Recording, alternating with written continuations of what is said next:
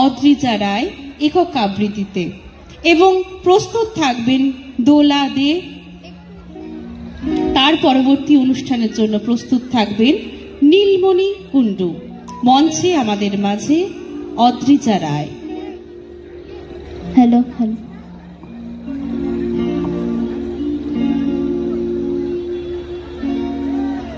নমস্কার। বর্ধমান কৃষ্ণ সায়ের উৎসবের এত সুন্দর মঞ্চে আমাকে আবৃত্তি করার সুযোগ করে দেওয়ার জন্য আমি কৃতজ্ঞ। সমস্ত দর্শকবৃন্দকে আমার প্রণাম জানাই।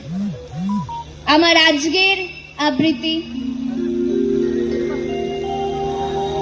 রূপমকে একটা চাকরি দিন।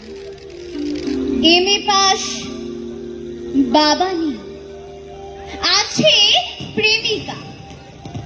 সে আর 2-1 মাস দেখবে, তারপর নদীর এপার থেকে নদীর ওপারে গিয়ে বলবে, রূপম আজ চলি, তোমাকে মনে থাকবে চিরদিন। রূপমকে একটা চাকরি দিন, যে কোনো কাজ, পিয়নের কাজ হলেও চলবে। তমাল বাবু ফোন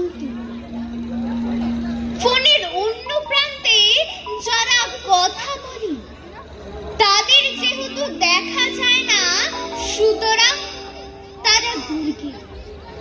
তমাল বাবু মামাকে বললেন, রূপমের একটা চাকরি দরকার। মামা বললেন কাকাকে, কাকা বললেন জ্যাঠাকে, জ্যাঠা বললেন বাতাসকে।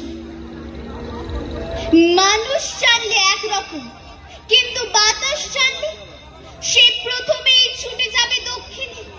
সে বলবে দক্ষিণের অরণ্যকে, অরণ্য বলবে আগুনকে, আগুন গেল আলিমুদ্দিন স্ট্রিটে।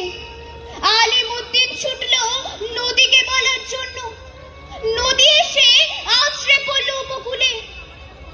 আর সমুদ্র হিমাচল বলে উঠল, রূপমকে একটা চাকরি দাও। এমএ পাশ করে বসে আছে ছেলেটা। কয়েক মাস বাদের ঘটনা। আমি বাড়ি ফিরছিলাম সন্ধেবেলায়। গলির মোড়ে 7-8 জনের জটলা দেখে থমকে দাঁড়ালাম। জল থেকে সদ্য তুলে আনা রূপমের ডেড বডি, সারা গায়ে ঘাস খড়কুটো। হাতের মুঠোয় ধরে থাকা একটা 1 টাকার কয়েন।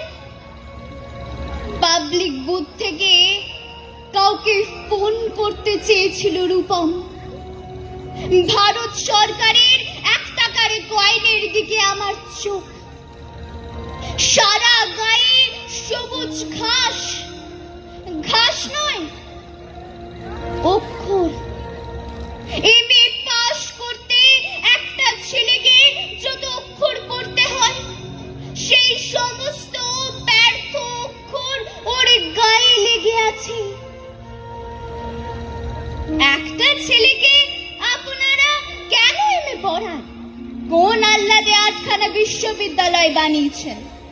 তুলে দিন। এই কথাগুলো বলবো বলে ফোন তুললাম। পবিত্র সরকারের ফোন।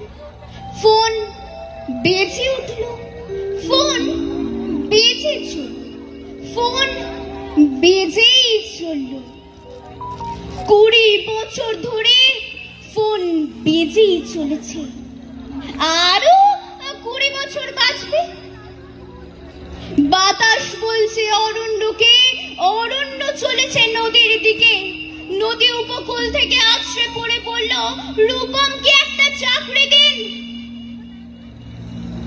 কে রূপম? রূপম আচার্য, বয়স 26, এমএ পাস। বাদিকের গালে একটা কাটা দাগ আছে।